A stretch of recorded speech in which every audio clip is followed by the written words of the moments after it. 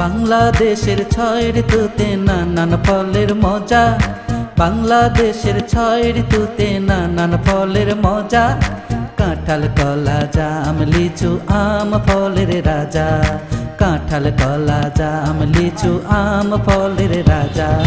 বাংলাদেশের ছয় ঋতুতে নানান ফলের মজা, বাংলাদেশের ছয় ঋতুতে নানান ফলের মজা। কাঁঠাল কলা জাম লিচু আম ফলের রাজা, কাঁঠাল কলা জাম লিচু আম ফলের রাজা।